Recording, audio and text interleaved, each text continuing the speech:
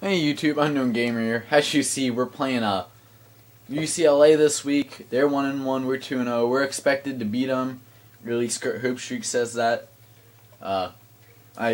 We do have a few things to do in recruiting real quick, with adding a points in different places. I don't know where we have to add these points. We'll figure it out real quick though. Mobley, there's no point going for him. Let's see, how are we doing on Jonathan Perry? And we'll give him all those points. We do have a few visits to schedule though. 2 of them. This Douglas kid, we're flying through his. Nobody's even putting up somewhat of a fight, so we'll schedule the visit this week. Yeah, might as well.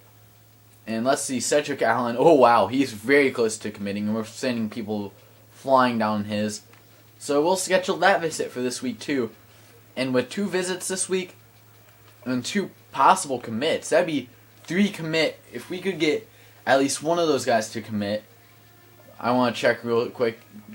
Joe Douglas, just so you guys see, he is a gem. And actually looking, and if you see, he's 56% locked. He's 50% of the way, 56% of the way locked. And we're the only school really close to winning on him, I feel. And then defensive end, Bradley, we're going up on him, but where's he at? Where's he at? He's way down here, isn't he? Cedric Allen, we're blowing people out. Let's see, how are we doing on Mike Lawrence? We're slowly going up. We still could be able to get him to commit just by the little bit of work we're putting in with him. But yeah, that's pretty much all there is to see. And I'll see you guys in the game. Right. And right here, the question is, can we hold on? And just so you guys know, the reason we're up to 3 this week is USC lost to Texas A&M. So that was the big shake-up in the top 5, in the top 2 actually, because they were second in the nation when it happened. And now Texas A&M is first. Then it's Ohio State. Then it's us. And right here's Richards takes it out. Can we continue to have UCLA's numbers? As they have not really had a tight game against us at all in this series. This series has pretty much been a one. For most Pac-12 teams, it's been one way. The only Pac-12 team that hasn't been one way in is Oregon.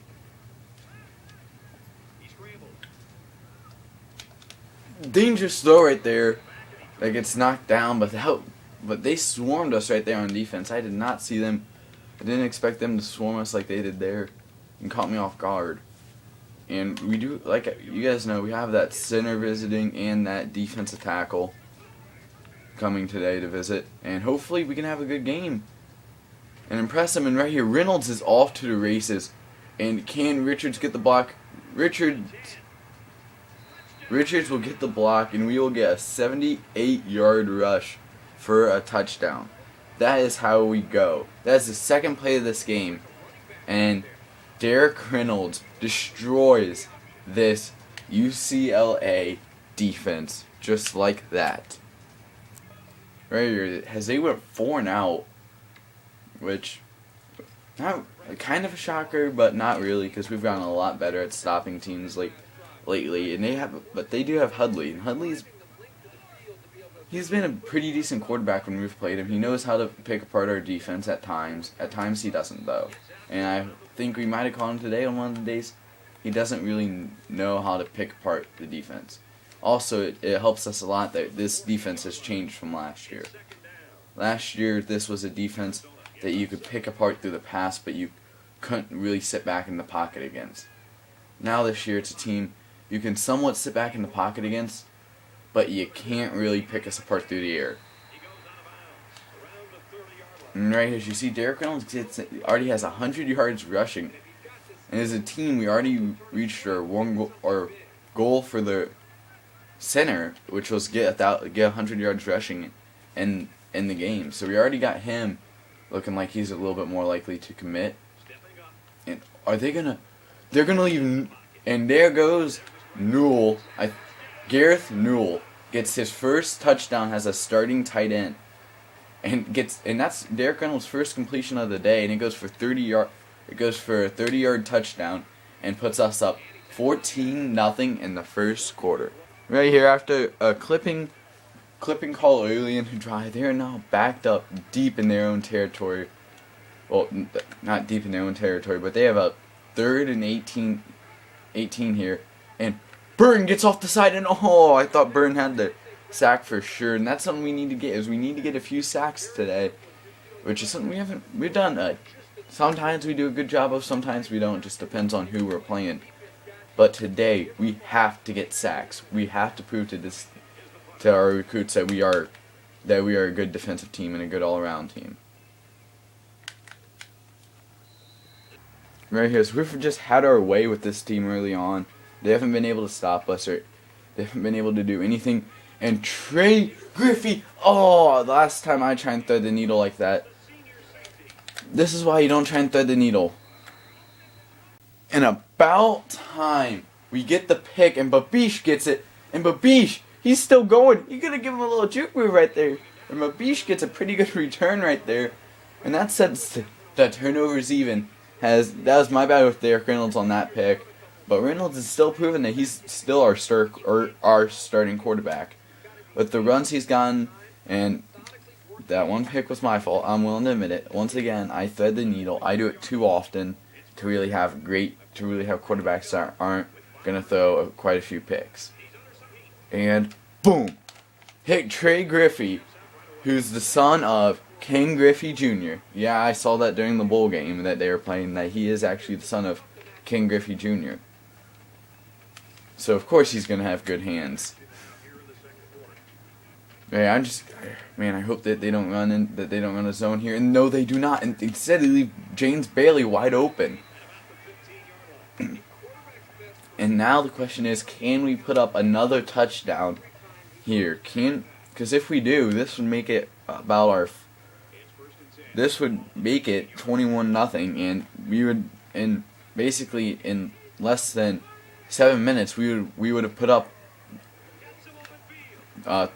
3 scores on him. Now in less than 6 minutes we've put up 3 scores on him. So we average about every 2 minutes putting up a score on him. This game isn't going to be a fun game for UCLA. Coming into this game, they looked like they might be a better team, but we just flat out came in here and just mopped the floor with them. Let's see what the studio update has to show us. Oregon losing to Cal. Ooh, that would be a big upset. Anyways, we're going to run the triple option, and hopefully something comes of it.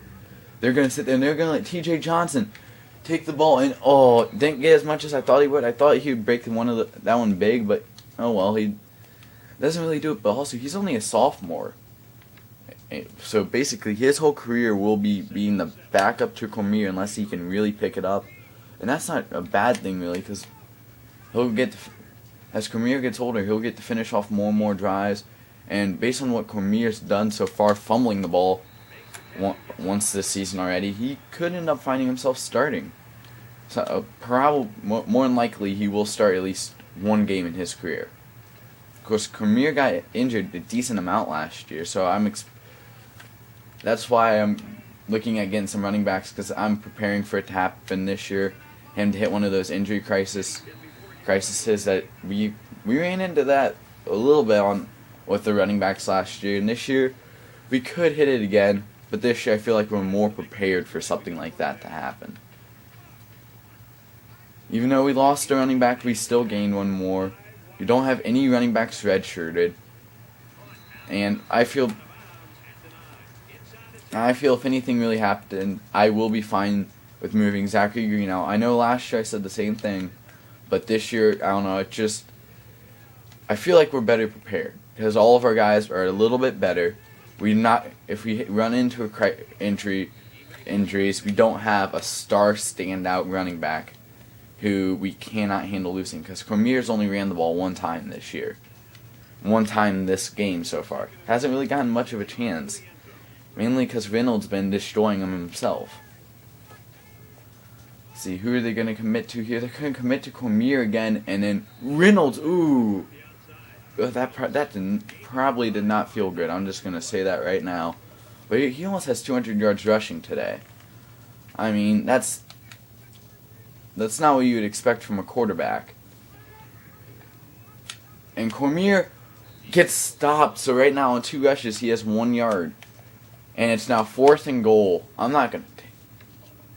Yeah, I was gonna say we ain't taking no field goal.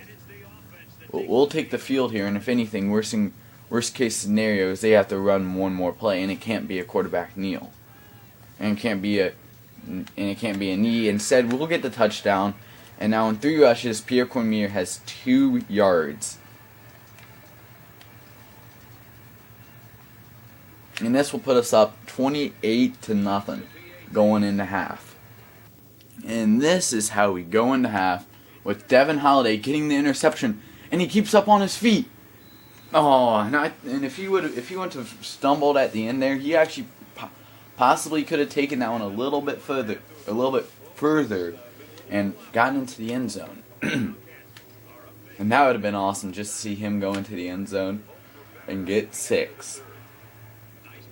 A pick 6 on a Hail Mary play, that would be awesome. And it could have happened because most of their fast guys would be back there receiving, and Devin Holiday, he's pretty quick, so only people he really would have had to outrun would have been the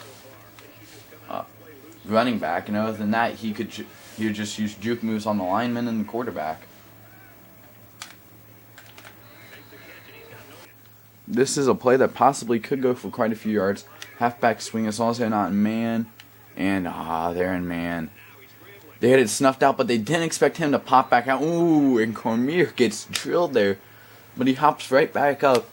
But that's kind of what I wanted Cormier to do, except I would love to have hit him originally on that first out there when he was leaking. I would rather have hit him there, but I'm fine with getting him after that, as long as he still gets the big yards.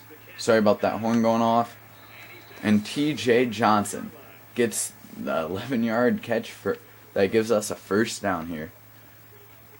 Because like I said, he should be fine being a backup because he has great stats. He could end up being a starter. It's just Cormier's here, and Cormier's an amazing running back. I love the speed that he has and the elusiveness. It's just Derek Reynolds this is Derek Reynolds here to have a breakout season, and I kind of want to see if he really can. And Cormier's not. I'm used to having Kadeem Carey here, and now that he's not playing, and he's nowhere near as good as Kadeem Carey is, so I'm trying to get used to not having a flat out, I can outrun you, I can run you over, I can do anything to you type of running back. I'm missing that, and because of that, I'm going to be a little bit more cautious using. I'm not going to use him as much. I'll use Derek Reynolds more because Derek Reynolds, I feel, is closer to that style of running back, to that style. Except he's my quarterback. Oh, and Griffey actually does catch that. That's one way to save some yards there, Griffey. Gets us one less yard, and actually 1 less yard could mean a lot.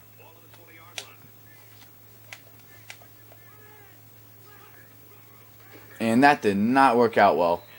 They had that sniffed out from the very beginning. Face mask. I saw a little bit of face mask there, but oh well. Who cares? We're up by 28. There's no real need for it. Oh gosh, and they're gonna bring and they get off the corner, but Elvia gets a nice little catch there. He still gets 10 yards right there, and that makes it 4th and 4. Question is, we're not gonna go for it here. We'll take the 31-yard field goal. Hopefully Palmer can make it, and Palmer hits it, and he had room to step back, so I think maybe now he can kick a 47-yarder, or maybe a 48.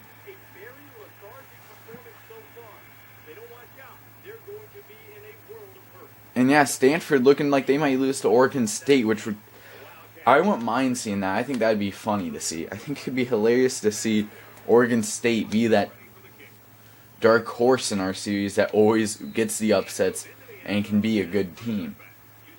Because we saw them in the first year, they pulled out the big shocker and actually ended up going to the Pac-12 championship. Yeah, we might have killed him there, but oh, I did not see that coming. Derek Reynolds goes down. So now the question is, how long? How long is he out? They said, well, he'll only be out for a little bit because it did give me the option to put him back in. So it's not going to be a few games. It's probably maybe going to be a few plays. But I'm still not going to risk any chances of him getting hurt even more because we're up 31-0. There's no need for him. Hopefully we can keep a shutout though. I think that'd be awesome to have a shutout. And I missed the hit with Ball, but Ball did get his first tackle today. His first stat, I think. I'm pretty sure that's the first time that he's gotten anything on the board to show that he was in the game. And it's a screen, guys. Gordon's there, though, and Gordon misses. Holiday, whoa, I didn't even hit the button or anything. And Paul forces him out, forces him down, but there's a flag back there. And all that running for a 1st and 24. I knew there had to be a call there. I knew there's no way he did not bust a run like that on us without something going wrong. And now, as you look at it, this is worse than a holding call right now. Because now, I was going to say, Romero will kill him on that play. Romero was going for the big hit. I'll put it this way, if Romero would have got that hit, I don't think, oh crap, I can't think of his name right now. Hudley, I don't think Brett would be too happy with his offensive line. Right, because we're in the 4th quarter and we're beating them 31-0. I know normally I don't do this stuff, but I decided, you know what, might as well. We'll let Mike Rodgers take over this offense. For the first time in his career, we'll see him get a few snaps in. Zachary Green's already here. Is nobody here I really want to see do anything. I know there's a few players defensively I wouldn't mind seeing them get some playing time, like Eric Heath, but there's other guys who I feel deserve a better chance, so we won't give anything to him. But I do want to see Mike Rodgers get out there. And actually, you know what? Yeah, we will put Eric Heath in to make sure that he doesn't transfer. We got to get everybody playing time, a lot of the freshmen. That way they don't transfer out. 'Cause we don't want to lose any freshmen this year. And there's no better way to guarantee that you don't lose them than to give them playing time. Because the more playing time they get, the less likely they are to transfer. So we'll see Eric Heath and Mike Rodgers come out and take their first and have their first plays of their career. And has Mike Rodgers, his first play, he gets a 11-yard rush. The 5'11", 215 freshman just destroys this defense. Well, not destroys them, but he has the best run of our running backs all day. As he's trying to show right now that he's good enough to play here as a starter. And oh my gosh, Mike Rodgers just showing this UCLA defense what they're going to have to deal with for the next 4 years right now. Oh my, he just shrugged that one kid and taught him a lesson, and then he just breaks that tackle, and then they have to gang tackle him and shove him out of bounds and that's the only way that they can stop him. Man, let's let Mike Rodgers finish this off. He finishes off the drive that he did most of it with a touchdown that will put us up 38-0. Now the question is, what can Eric Heath do? What can he do on the defensive side of the ball? Holy crap, did not see this coming. If you can't see, California is beating Oregon 26-0. Oh, in the 3rd quarter. And Stanford and Oregon State are fighting for a victory here. Right here, I decided to show you guys Eric Heath's first play, and he almost gets a sack on his first play his first ever play. He almost gets a sack on, and I don't want to lose a shutout. That's the only reason I'm not putting all of our backups in. as I don't want to lose the shutout. And offensively, I don't really want to see a whole bunch of backups come in, but Babish gets his second pick of the day, and he turns this one in. Oh, the invisible person got him. Man, I hate that invisible person. I hate it when that person gets you. Now right here, I want to get... Yeah, this one, this halfback angle. I want to see Mike Rogers in the passing game. See if he can catch as good as he can run. Because if he can, he will find himself being that backup halfback. Oh, Mike Rogers actually can catch as good. And oh, he almost broke that one big right there. Mike Rogers, this kid, I don't think you guys are understanding. You guys are seeing a star in the making right now. Mike Rogers, remember that name.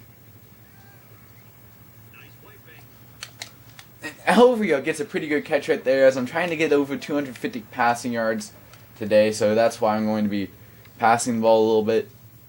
Well, not a little bit, I'm going to be passing it a lot. But let's try it on a halfback screen here and see what we can get. Because I think he only needs one more yard. And Mike Rogers could get that one more yard. And Mike Rogers will get that one more yard. And he will get more as he just trucks another guy. That's like the fifth guy that he's trucked today. Mike Rogers. This kid is a star. I think that's like the third or fourth time I've said that in this video. But if you look at it, he hasn't played a lot of plays. But I've ran the ball more within the half Cormier just because he's trucked so many people. Nobody's been able to stop this kid. I really want to get the first shutout of this whole series, so I'm going to keep. So, yeah, we're still going to keep padding stats because like I said, I don't want to see us go down. I don't want to see us. How do I want to say this? I don't want to see the shutout go away. That's what I'm wanting to say. If the second they score, it's going to be We'll immediately, right when they score, we'll take out everybody and we'll put in our backups because we have a lot of good recruits this year that are sitting the bench because this team's starting to become what I want it to. And Capers gets over there and stops him for a 1-yard gain on the little bubble screen. I don't know, why do teams always try that against us? It's not going to work. But we have Heath in the spy right now. I'm going to use a Heath right here because I want to see what he can do. And as Heath comes up, if I went to use it him, he probably would have been the person making the big play right there on Manfro and would have stopped him. But I'm still going to use him, though. I want to be... Actually, never mind. I'm going to use Burton, actually. And we'll use Burton to get off this guy right here. And Burton almost gets over there in time, and he missed them by a mile. And Hudley doesn't even have 100 yards passing yet today. And that's weird. Normally he's actually getting Normally he averages about 250 yards against us. Today he's not even getting 100. And we'll let Mike Rogers run out the clock here. Him and Derek Reynolds can finish off this game. And in Mike Rogers' first game playing, he's played 1 quarter and he already has 102 yards rushing. And this would make it, I think, 3 touchdowns. And he gets taken out. We'll call a timeout. I want to make sure that Rogers gets to finish off his drive because he's done pretty much everything for this drive. And actually, he's getting ready to take over TJ Johnson's role as the backup. And Cormier better watch out because he's playing a lot like he could take over Cormier's role too. So we've done an amazing job through the air and on the ground today. As Mike Rogers ends up with 3 touchdowns in his first game where he gets to touch the ball. That's how good this kid is. He has trucked I don't know how many UCLA defenders. And I love watching it. That's what I went for that kid late in the year. I went for him and I made a push really late. And I've never been so happy to make a late push in my life. With 9 seconds left, all UCLA is doing is a whole bunch of really quick dump-off passes. So we're going to switch things up on him and bring a zone. And that's how the game ends, is 52-0. We get our first shutout in this series against UCLA. And then UCLA starts talking about how they're going to rally around their quarterback. I agree, that's their best player. But he had 3 turnovers today. You got to do something to switch it up there. You can't just let him. You can't just depend on a quarterback and a quarterback alone. I know that's what we did today, but also with Mike Rodgers, if ever we start having trouble running the ball, we're just going to put Mike Rodgers in, and he's going to keep a defense honest. Because that was awesome what he did today.